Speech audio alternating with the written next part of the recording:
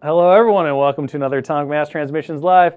My name is Will Schick. I'm the Director of Product Development here at Atomic Mass Games. Today, we're going to be painting up the one and only Black Panther, chosen of Bast, from the upcoming Black Panther and Namor box that it looks like it's releasing on July 12th.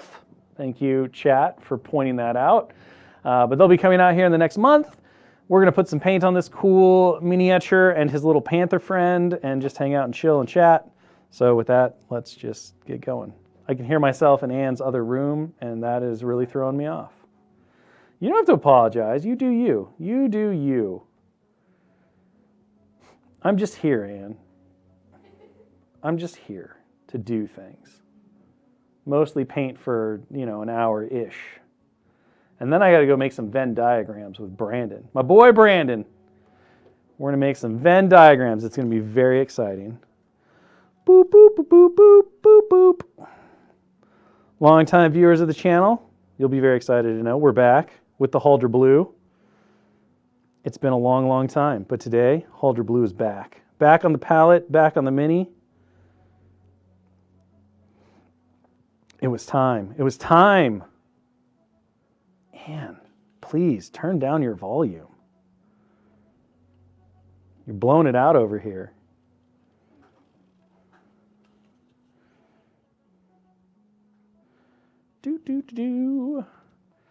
Is this when T'Challa's acting Daredevil for a bit? The design of the outfit is definitely kind of pulled or reminiscent of that arc. He does have the Defenders affiliation partly because of that whole idea.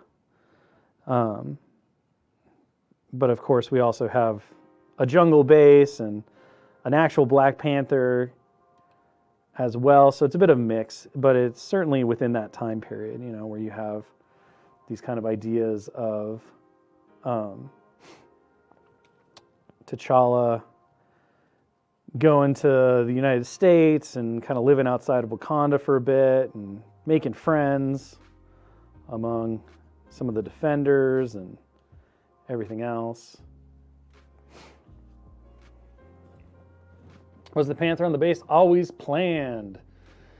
No, it wasn't. The Panther came kind of later in the process, so this sculpt has kind of a unique path or journey in terms of how it came to being. It actually got started right after the passing of Chadwick Boseman.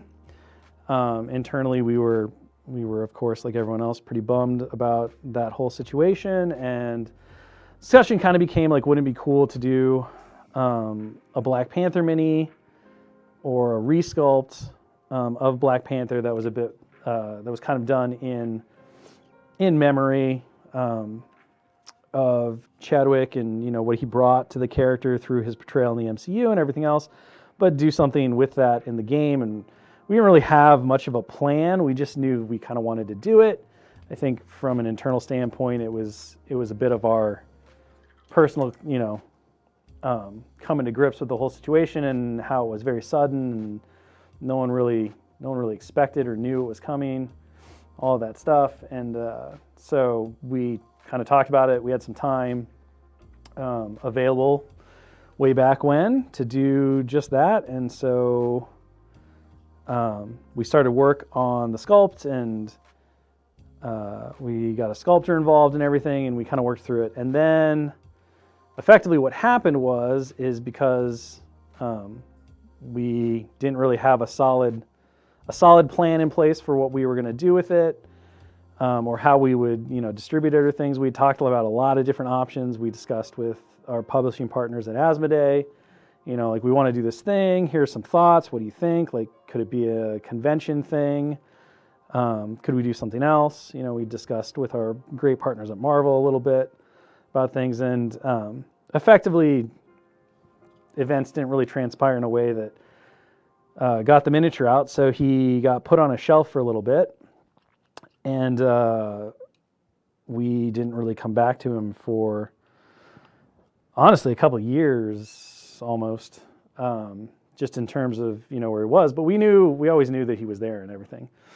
So fast forward, we're going through stuff. We're working on a Namor, and we were kind of thinking about, okay, who can we pair Namor with? What would be really thematic and great? This is a 50 mil base, for those that are asking. And there is no spare base in the... yeah, there's no spare base, because both Namor and Black Panther have their own unique base with all the custom elements. Because Namor is on the big wave, and this Black Panther is, of course, on the Wakanda jungle-based stuff. But given that you get two 50 mils whenever you get a 50 mil character, it'd be surprising if you or somebody in your gaming group doesn't have an extra one that they can hand over to you to do that. So anyway, we needed somebody to pair with Namor, and that brought us back to this Black Panther. We started talking about, the fact that Namor was going to be in the Defenders, and maybe there was something there that we could kind of mix in with that and get a different version of Black Panther that was more separate from the Wakanda throne, even if he would still be part of Wakanda, just in general as an option and everything. And so that was kind of where we went with the character. And at that point, we started talking about, okay, what do we want to do? What more do we want to do with this character? Is there something else interesting? And that's where the idea of kind of focusing on the mystical aspects of the Black Panther, the fact that the Black Panther is, in essence, the Black Panther is the spiritual leader, or at least a very important avatar of the god Bast, and the role of that mystic kind of element within the Wakanda society and everything else. And that jived really well with kind of our original intentions behind this sculpt being something to do that would, honor the memory of Chadwick Boseman and everything else going on with it. And so we leaned a bit more into that, and because we started talking a lot about the mystical elements and, that more spiritual nature, as we were working on the rules and I was designing some of the character stuff, we started leaning more into the mystic attacks and how would that really work and how are we going to really showcase the whole, religious side of being this avatar of Bast and all these things.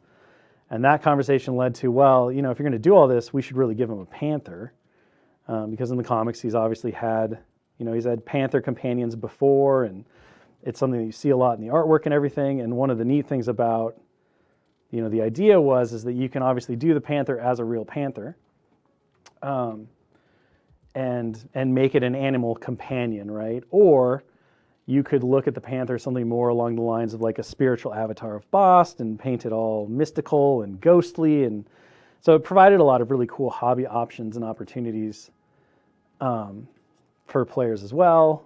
And we liked that. And so we kind of just dove in to that whole idea and started playing with it. And from there it was well, if you're going to give them a Panther, we might as well really make this something very special. And that led to the whole custom scenic base, which the sculpting and engineering team just knocked out of the park.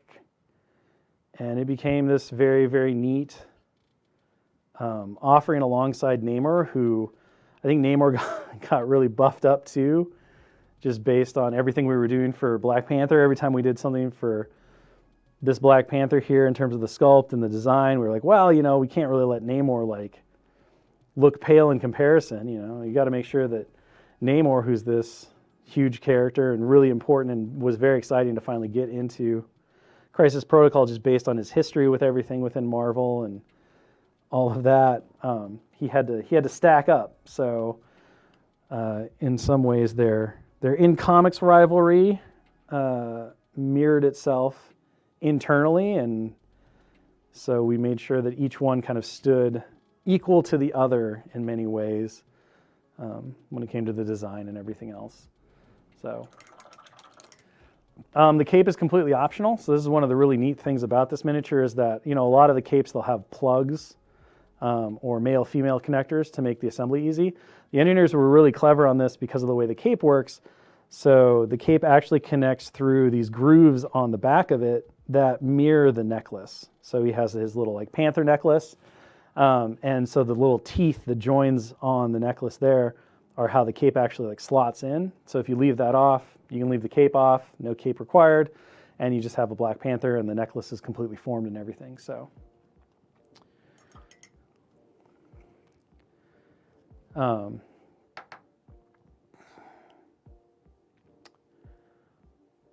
so that was one of the things that they did as well, is that you can run them with the cape, you can run them without the cape, totally up to you. And the way in which they engineered that key is really, really clever. And one of those things that when it works, it's great. Sometimes it doesn't work as well, and you kind of work around it. All right. I'm just kind of bouncing all over the place. I need my wash to dry. I think I'm going to give you your purple, and I'm going to do the Panther. I'm going to do the Panther as a purple spiritual Panther. Anne was very upset because I was going to do black. I was going to do a purple black, but I feel like I've done a purple black now like 3 times. So I decided to go back to my one and only Hulder blue to do the black today. And that made Anne very sad because she wanted purple. So now I think we're gonna cover all of our bases here. Or do our best anyway. Do our best to cover it all. All right, so we're just gonna mix up this black wash. I'm probably gonna add a little bit of transparent black into it. Oh, would everyone want to explain how you put the character stats together from at concept to finish?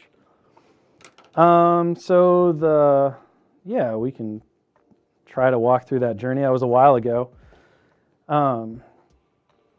So the first thing that we determined was we wanted to, and this has kind of been a more organic growth thing that you may have noticed over time, but one of our big things now is that when we do alternate versions of characters, not only do we want to tell a different point in their story or within their character growth or arc, we also want to make sure that we're providing different threat values in the game, because that gives a lot of distinction and differentiation between the versions just innately. You know, you may build an entire squad or roster around a 5-threat T'Challa, like a King T'Challa. But maybe you love Black Panther, but you don't want the 5-threat version. Instead, you want to focus on an Avengers list or a Defenders list, but you'd love to put in Black Panther, but the 4-threat doesn't really work, and the 5-threat's a little too expensive. But if you have this option to take this 3-threat version, now all of a sudden, if all you care about is, you know, being able to fit in your favorite character into a vast majority of rosters or squads, you can do that now because you have this variation in threat. And that, you know, that's kind of step one. So if I don't care at all about how the character itself, how its abilities, how its attacks, whatever, really factor in to my overall like squad plan or game plan, just having a variety of threat values gives me the ability to be more likely to be able to fit my favorite character in every time I play Crisis Protocol. So that was kind of step one. So that determined that this Black Panther wasn't going to be threat 4 and wasn't going to be threat 5. And it could have been threat 6, but it didn't really feel quite correct. So we decided to do a threat 3 because a threat 3 would give players the opportunity to take Black Panther more often if that was something they wanted to. So that's how we determined the threat, or that's how I got to the threat value like right away. And then from there, you know, it was really talking about, okay, what does this Black Panther bring to the table that's different?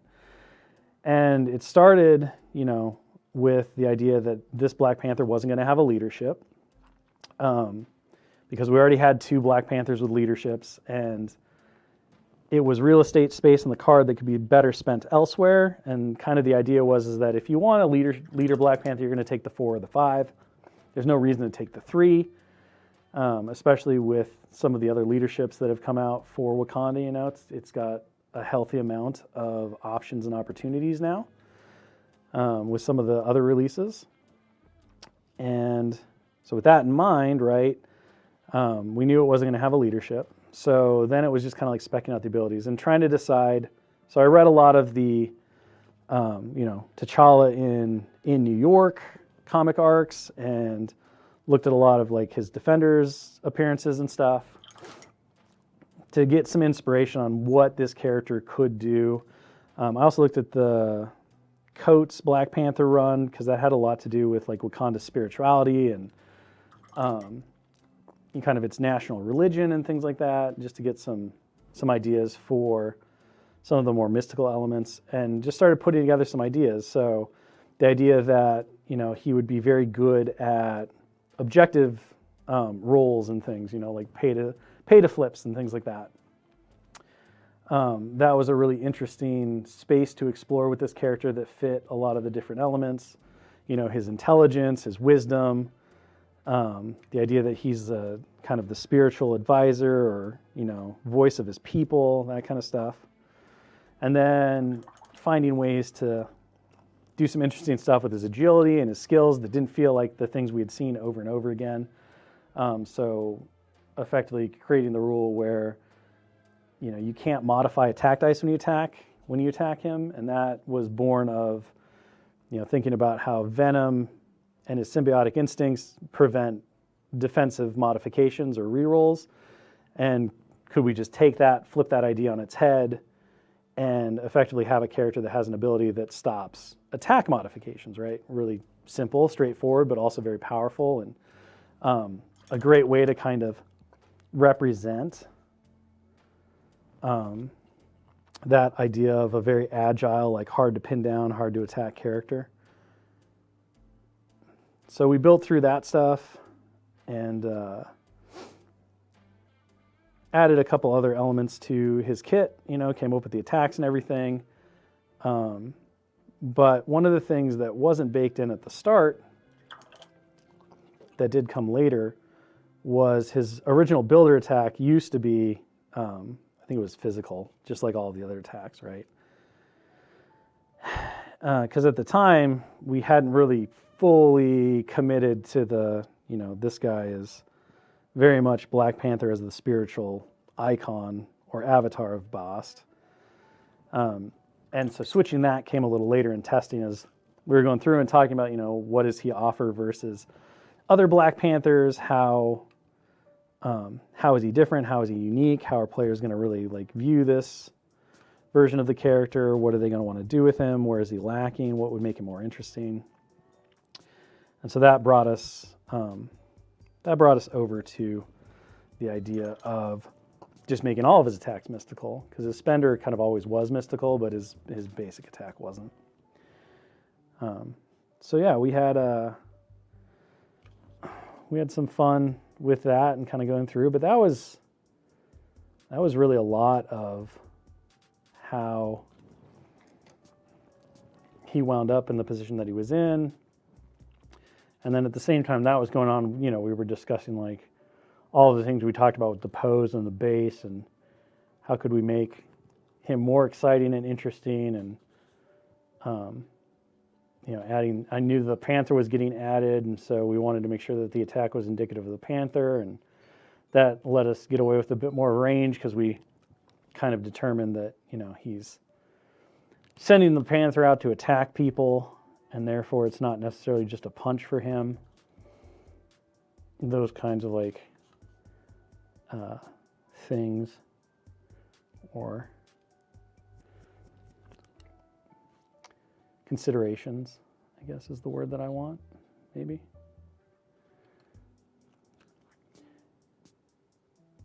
And, you know, well, a lot of it was kind of organic. The really neat thing was is that it did all come together to kind of create this, you know, for me and I think everyone else, this kind of nice full circle on why the sculpt was originally designed, which was in response to the, you know, the passing of Chadwick Boseman and everything else, and then how that got represented on the tabletop. And it was one of those things where, you know, I know a lot of folks were like, another Black Panther, oh no. Maybe it'll be T'Chaka, right? And I think if the original intention for the sculpt wasn't kind of based around T'Challa and the reasons why, we probably would have wound up with that. I think doing T'Chaka would be really cool. it obviously would have tied into the invaders pretty well and stuff, but there's just something about, you know, the original intention for this miniature and changing that, I think would have felt wrong. It just felt incorrect to me. You know, the sculpt only existed because we wanted to do something to honor a very specific person who represented or portrayed a very specific character, and therefore suddenly looking at it from like a business or very game development perspective and just saying, well, you know, just make it T'Chaka because it, you know, you can't tell, and the costume like fits mostly and everything else. So just make it T'Chaka. I feel like a lot of us would have always known that it wasn't T'Chaka, and it would have felt like a very arbitrary or disingenuous choice, right? And maybe that doesn't necessarily matter as much as other things, but to me it does, and I think to Dallas and other people within the studio it does. Like, we always want to be very authentic with what we're doing, and we do, you know, for better or worse, we have a very, we take the creation of these characters and all of the stuff that we put into them to make them what they are and what they represent in terms of the character's journey and all of that. Like, there's a lot of, I guess, artistic soul that I like to think that, you know, we put into each miniature we make, each character we work on and do, regardless of game line or anything else. You know, we're not just making things to make things, we're creating things that have deeper meaning to them. And then hopefully that, by sticking to that stuff comes through in gameplay and everything else. I just broke my little plant. That's okay. Fat thumbed it. Whoopsies. And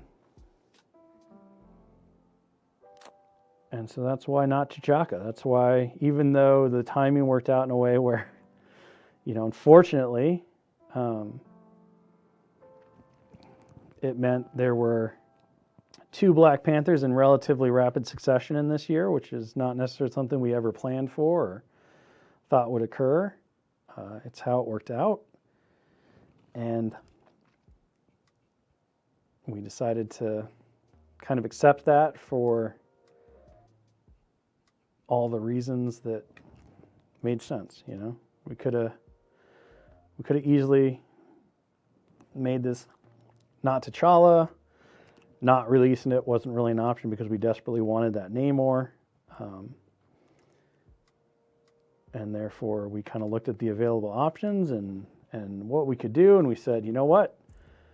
We're going to trust that the timing of everything is this way for a reason. And we're just going to embrace the fact that we get to release this character that had one of the more interesting journeys of anything else we've done in the studio at this point. And so, you know, regardless of whether you love him or hate him, I'll always have a very special place in my heart for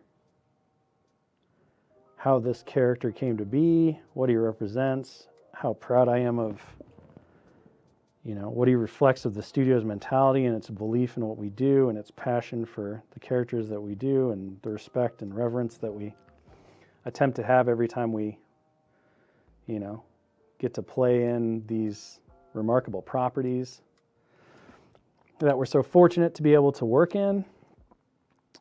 And yeah, there you go. I haven't talked a lot about what I'm doing, but for the most part, it's just layering in black. So I'm just kind of glazing in more and more black to get some cool variations, and I'm being sloppy with it. We're being artsy. That's my excuse, being artsy today.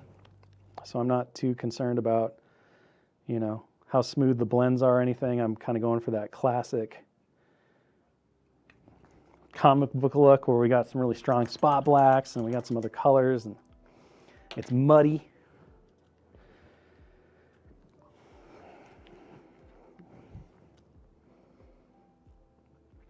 All right. So I'll kind of let that dry for the moment because I think we're pretty good. We'll go through and do some highlights and stuff. But let's go to Purple Panther time. So, don't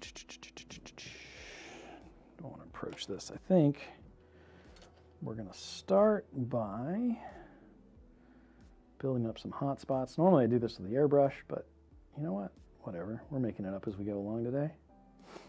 Need some white.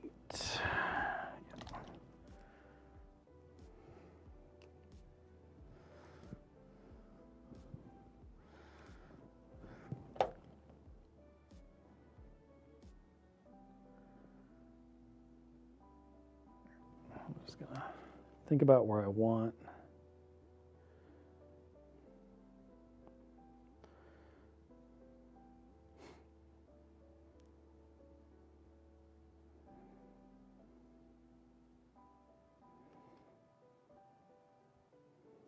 So I'm just gonna like really roughly kind of block out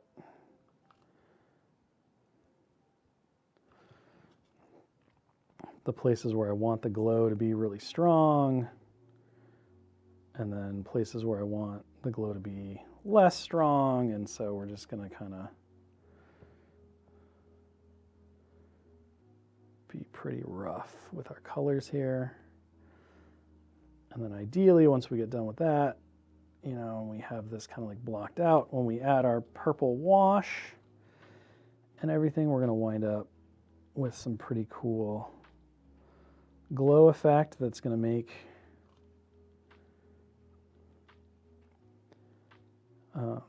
getting a quick kind of tabletop quality Spirit Panther easy. Easy, easy, easy. And if I was thinking about this in terms of like pure art, you know, you might say, okay, well, you want the brightest spots to be in the deepest recesses because glow is brightest in the center, and you know, it gets darker as it goes out. But because this is a mystical panther, I'm going to kind of just do it the opposite way, and I'm going to say that the, you know, wherever the normal natural highlights or brightest points would be if I was painting, say, a traditional, like a traditional cat. So wherever the light would hit, that's where I want my bright spots. That's where I want my highlights.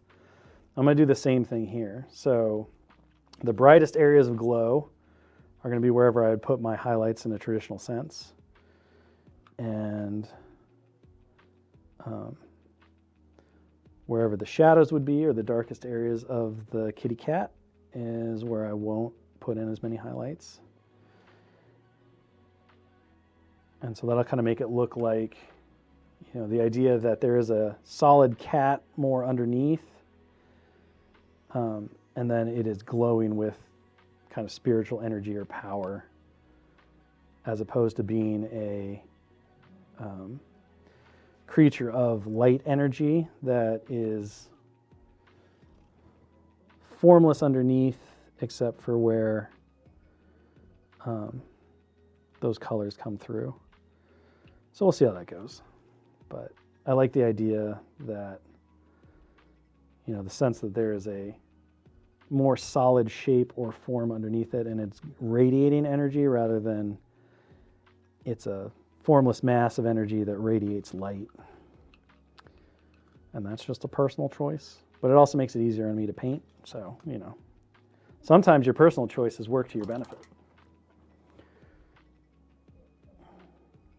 And that's okay.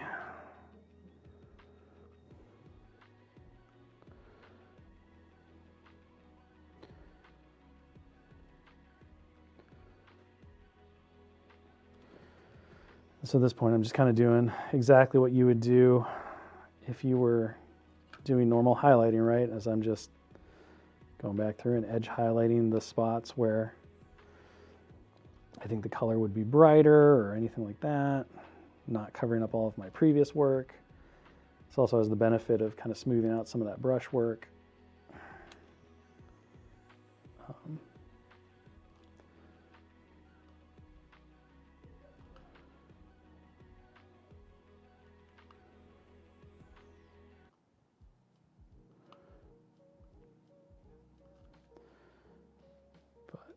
and we'll just kind of play with it. And then once we get those colors down, we can always just go and refine and refine and refine and, you know, build up colors back and everything like that. There's never a point at which you're stuck with the result that you have. And sometimes just being willing to explore and play with what happens. If you were here for Namor last week, you know that we kind of were all over the map when we were doing his skin tones. And that was perfectly great. And the result we wound up with looked really, really good. And the only reason we got to that result was because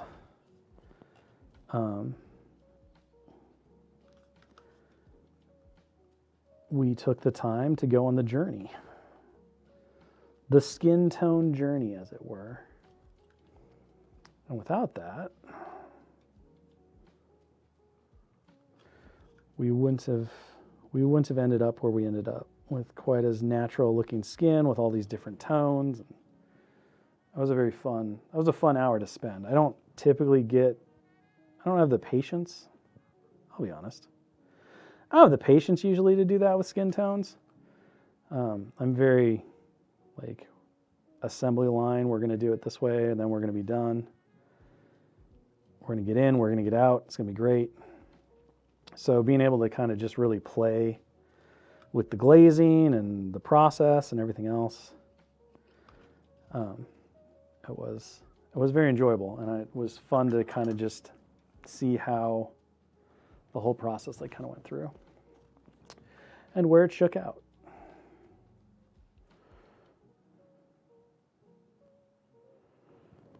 Okay, I just want to kind of like pull that color down so that because I think that black is going to have a little bit of problem there.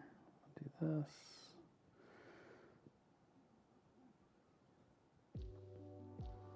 So I'm just going to create a really quick thin glaze, and I'm going to wash it. So my darks obviously are pretty dark, and I don't think that the purple wash will be strong enough to tint that, and that's partially my mistake, because when we started I was like, I'm gonna paint a normal Panther, and then Anne looked at me with those sad puppy Ann eyes, and I was like, fine, we'll paint some purple. We'll paint some purple just for Anne. It's fine. So now I kind of have to go back and fix that a little bit, and just make sure that that lighter color is going to have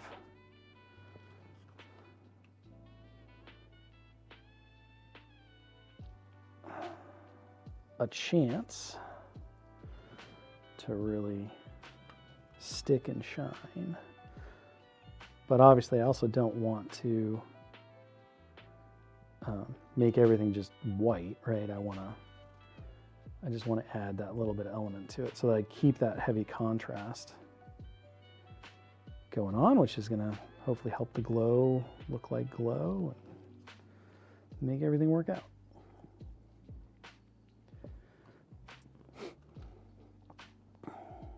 Ah, hello, Mr. Darren. I'm glad UK Games Expo was a blast. I got plenty of reports from Ross and Simone who were over there for it. Sounded like it was a wonderful time. Many games played, lots of excitement had. I'm sure you were busy if you were working the demo area as usual. Appreciate you continuing to spread the excitement and love for these games at all the many conventions that you attend now. So very cool, very cool. All right, just gonna continue to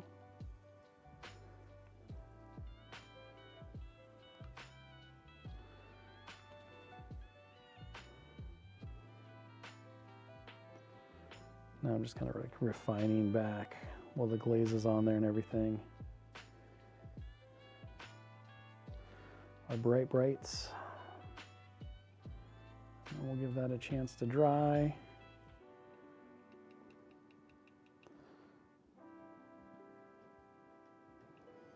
And then we'll add our wash. And realistically, that'll be how we'll close everything out, I guess, at this point. So little time, so much to do.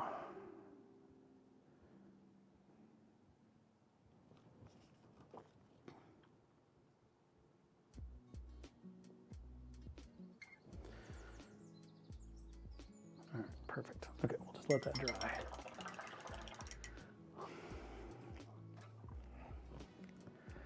Okay, so let's go back to Senior Panther here.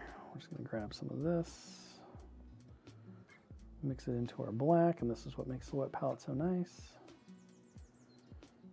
Is that we have lots of working time. Swap out our brush for a smaller brush. And then we're just going to go in and start to highlight up some of these areas. So this is kind of that refining portion that we talked about. So now we just come back in and rebuild any of these areas that we want to.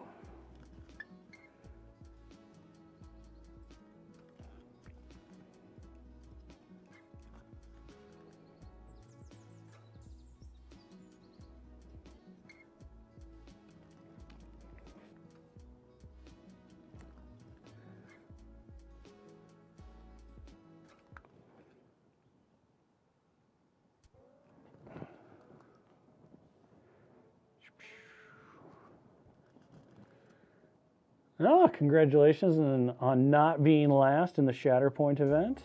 It's great. Although honestly, even coming in last on a Shatterpoint event's better than no Shatterpoint event. So you still would have been a great winner overall. That's awesome. I'm glad so many of you got a chance to go to that event. I hope someday that I'll get to make the trip.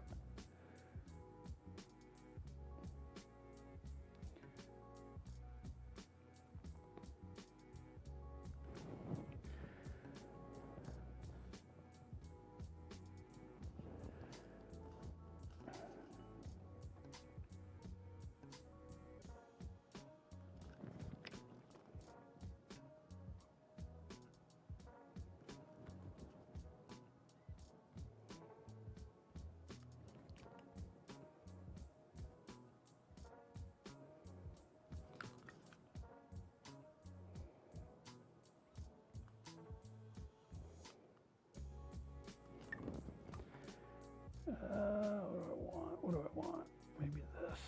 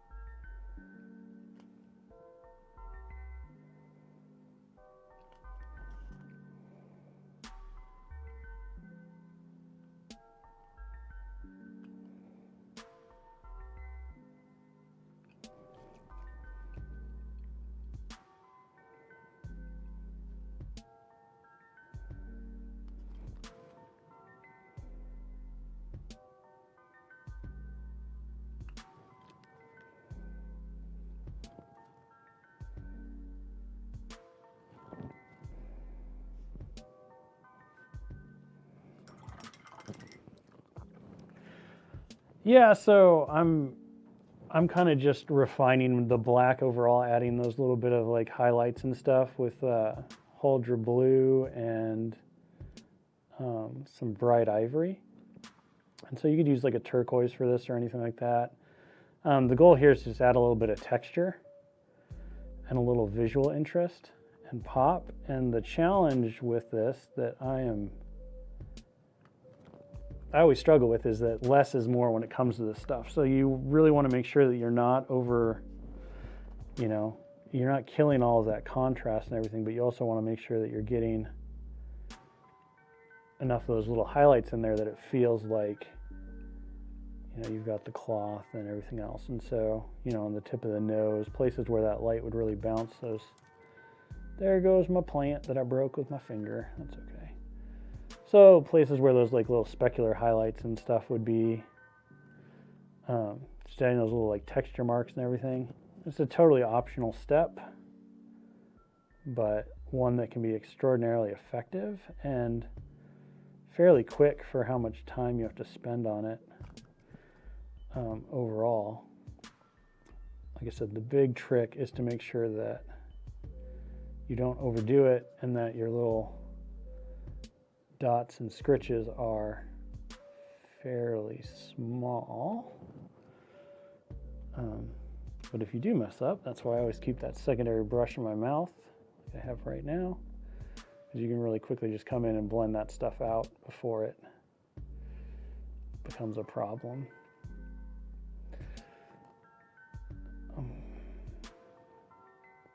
But Dallas Kemp is a master of this technique on his blacks, and if you look at any of his miniatures or anytime he does kind of a black outfit or black cloth or anything like that, he'll do the same thing. He'll come in and he'll add all these little spots. And every time I look at his stuff and I try to parse it out, I'm like, okay, what did he do? How did he do that? Where did he choose to put them? And the fact of the matter is, I think he just puts them in randomly. He just kind of has a knack for understanding like where he wants them, and obviously a crazy amount of brush control, and he just makes it work. So sometimes you just got to trust the process and remember that to your zoomed in view, because you're looking at the mini, you know, like you're looking at every little tiny millimeter of the mini with an amount of zoomed in focus that no one will ever look at the mini with. That what looks like a huge mistake to you, if you just give it a second, come back to the miniature later, might look perfectly normal or even super artsy. Okay, we have just enough time to go in and do our kitty cat. So let's see if we can find the transparent purple. Dark blue, transparent blue. I know there's a transparent purple. Can we find it? Or can we not?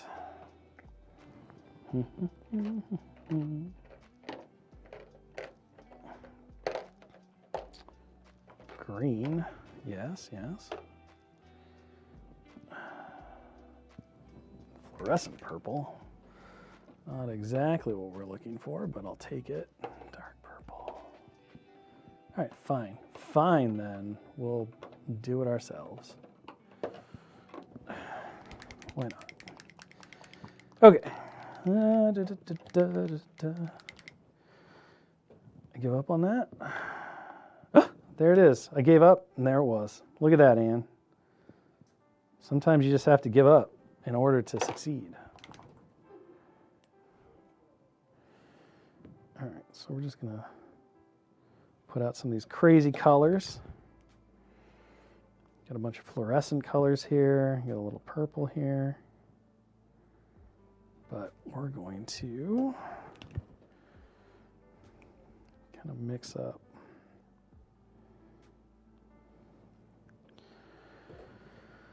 our own little wash. Okay. Let's just go nuts. That in. That, a little bit more of this. Oh Yeah, is this where it's at? Mm-hmm. Okay. Well, I'm glad you're making yummy noises over there. All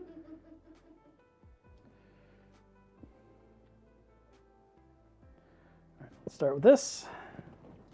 There will be a stream tomorrow with Dallas. He has returned back successfully from his self-inflicted exile. I don't know. Is that what we want to call it? From his vacay, where he made all of the delicious foods and then tormented everyone by showing people all the photos of all the dishes that he prepared and made over his vacation.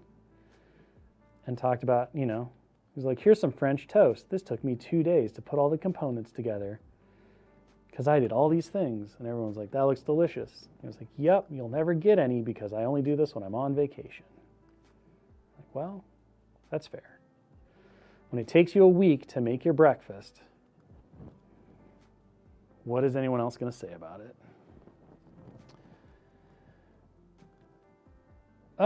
I do often have to step back as I'm painting to get out of my zoomed in focus. Like there's a lot of times where, like I said, you'll see something, you'll be like, that's a huge mistake, or this looks terrible. There's an ugly phase. My ugly phase for miniatures seems to last way longer than a lot of people's.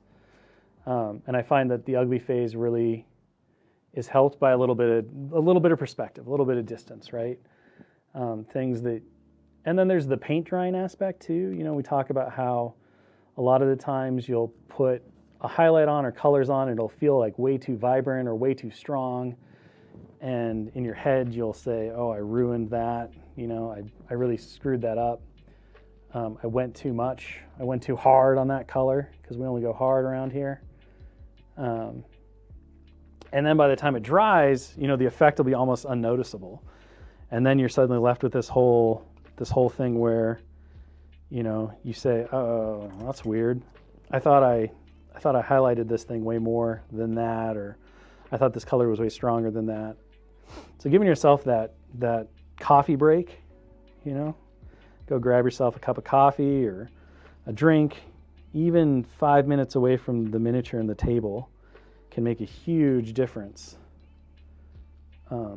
in your overall satisfaction or just understanding of like where you need to go next. You can get really lost in the weeds. You can, just as much as you can underdo something, you can overdo something. So you want to be careful about that stuff. And providing yourself a bit of space and freedom to figure that out can be really important.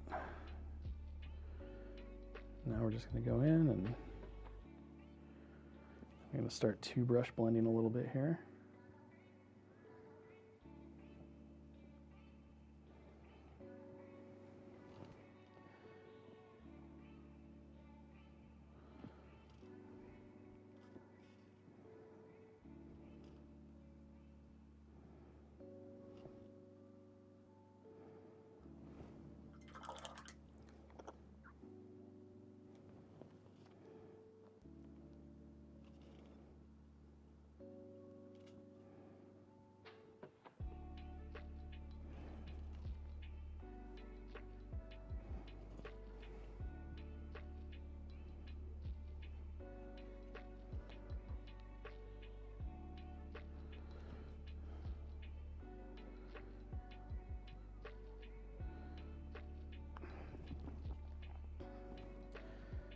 So I'm just kind of like two brush blending on the wet wash itself. You can go back and obviously do this refinement once the mini's dry, but let's just say I want to get a bit more of that white back. I can go in and kind of muss the paint around a little bit, pull up those shadows and those highlights. So you can erase paint just as much as you added paint while it's still wet. You want to be careful that you don't hit it while it's in that middle stage of drying, or otherwise you'll tear the acrylic and that won't look good. But we have a bit of working time here when it comes down to it.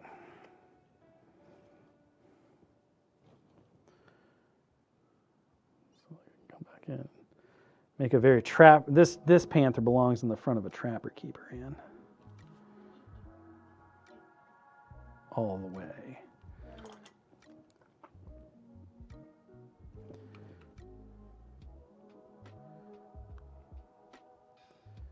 And then from there, you know, you can call this effect good. And by the time that it dries and everything, it'll look, you know, it'll have that nice little vibrant glow to it. Alternatively, you can always go back in, mix up some highlights and such. And, you know, do your extra bit of glow. Whatever makes you happy and get the effect that you're looking for and all of that.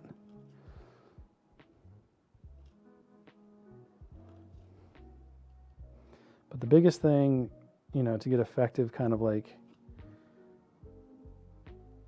results and to really make something feel like it's glowing is don't kill your contrast, right? You want to make sure that you have those areas of dark contrast just as much as you have those areas of light contrast, because that's what's going to make everything kind of tie together and look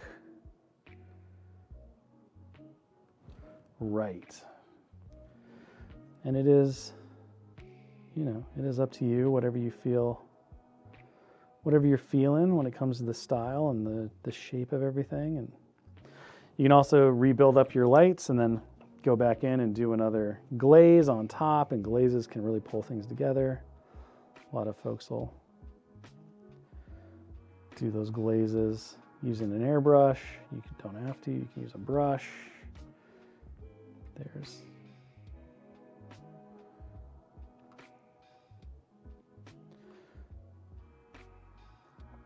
every technique is open to you in some way, shape, or form. With a little bit of patience and a little bit of practice.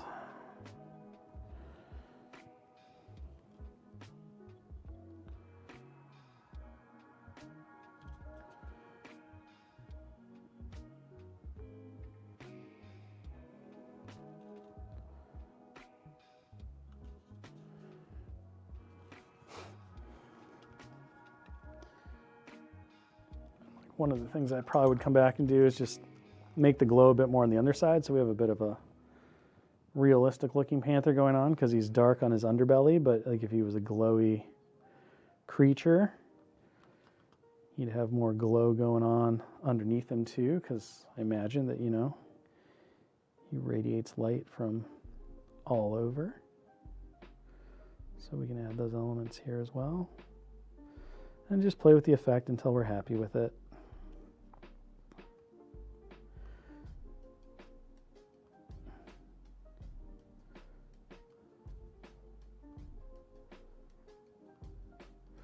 And then eventually get to that point where you're working with almost pure white. Pure white's going to give you those hot spots. Really going to make that glow come together. And just like with the black, you know, proper use of the white and everything else is going to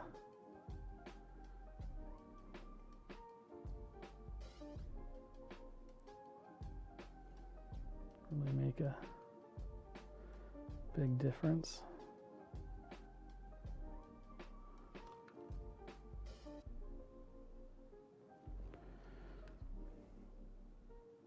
But you don't want to overdo it. You want to make sure that you're keeping all that contrast in there and everything else.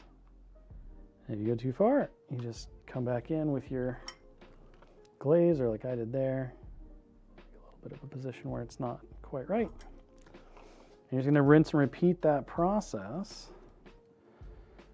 until, you know, you have your full glow effect in the way that you want it.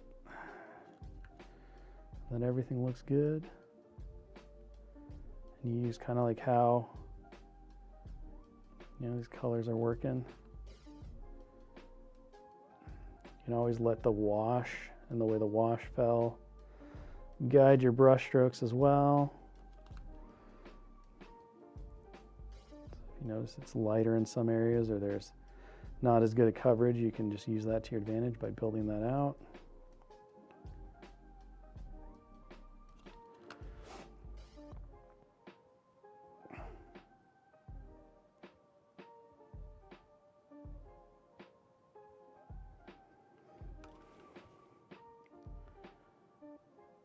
Then you just go into that tank of refinement and checking and more refinement, more checking,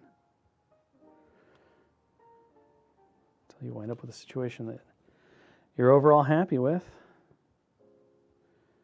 and has that cool glow or the effect that you were hoping for in the first place. If it doesn't, you just keep working at it.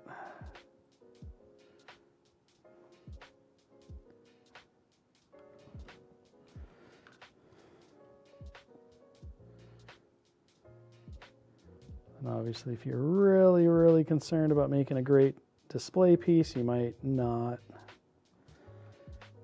put Black Panther on, or you might paint the Panther separate, but honestly, where T'Challa is, you're not going to see it anyway, so I'm not as worried about that, because I'm a monster. Go back in here, grab some of this, grab some of that. Create a nice little glaze. Pink. And then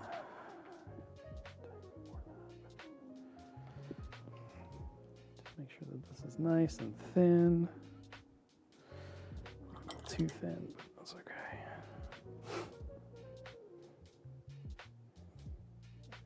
And then you do that last little glaze. You always want to do this once everything's kind of settled in and dry, because otherwise you're going to run into problems. But you do that little glaze, you pull all your colors together. And if you're lucky on camera, this looks vibrant and cool.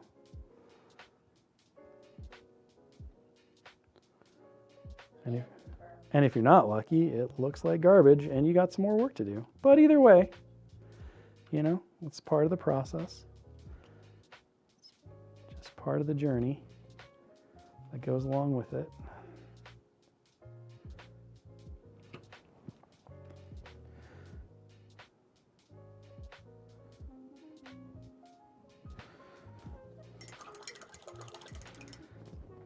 All right. Okay, and there we go. So we got a good start on our Black Panther, but we definitely did a lot of work very quickly on our Spirit of Bast companion that's alongside of him. So instead of painting it like one of his physical panthers, we painted it more as the spirit of the goddess Bast, accompanying her chosen king and avatar. All right, thank you so much for joining me. I am out of time for our hour. I would love to continue on with this, but we'll have to do that at a different time. Be sure to join us tomorrow, Wednesday, 1 p.m. Pacific. Dallas Kemp, our creative director, is going to be in. He's going to be doing something cool. I don't know what. He brought some pretty crazy stuff in, but I think some of that might be for Mini-Strav, which is in July, so we'll see. But he'll, of course, be here for at least an hour, hanging out, painting, and chatting, and doing all cool things. Till then, I will see you next week, Tuesday at 1 p.m. Pacific, for some more hangout time. And as always, you can check out all of the news and information and all the happenings going on our social media pages, X/Twitter, Facebook, Instagram, I don't know, wherever else we are, Ann will tell you. And until next time, I've been Will, you've been great. We'll see you on the next one. Goodbye.